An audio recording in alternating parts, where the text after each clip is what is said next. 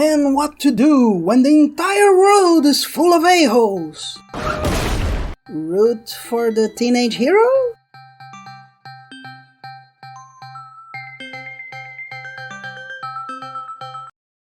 Invincible is uncomfortable. I'm quite aware that was the intention, but the issue is how well this was done. By the end of the first episode, we see the idea clearly presented.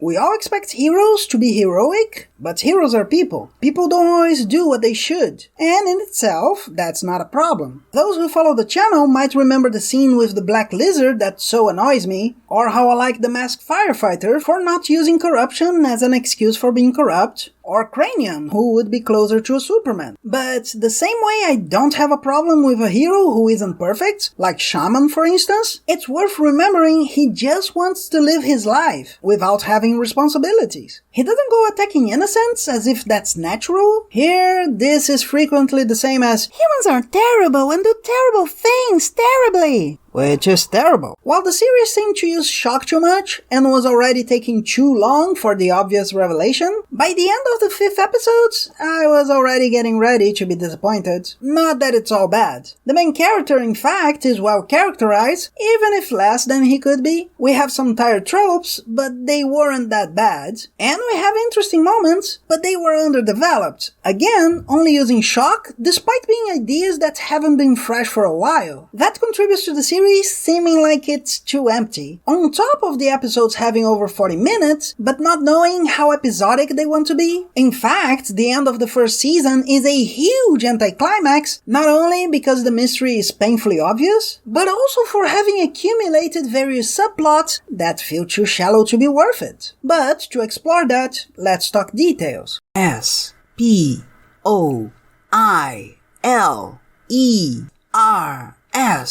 Spoilers. Spoilers!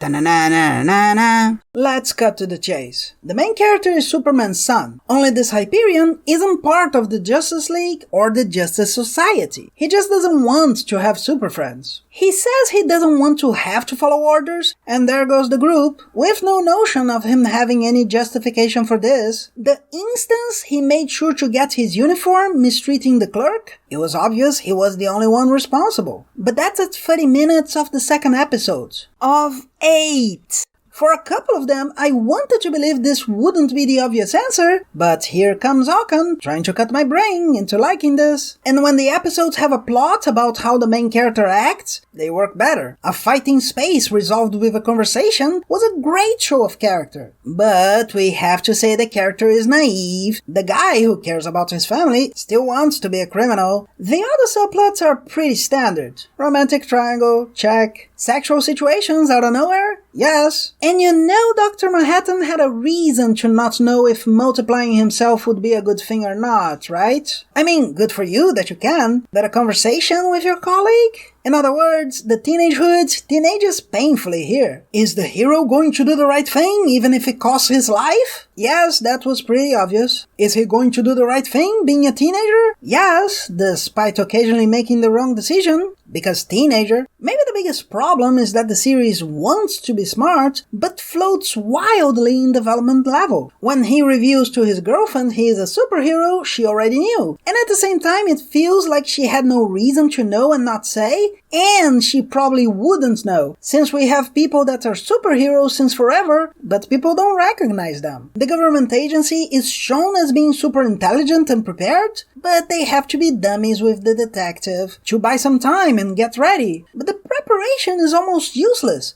A good chunk of it doesn't even seem viable, and even so, only the heroes have any effect. One of them coming out of nowhere. Literally, villains clone him a body without any knowledge of the plan. And there's a person who can manipulate molecules there. But you're not supposed to notice that. So we end up with an uninteresting fight in which my name as a cut lost its punch after a bit.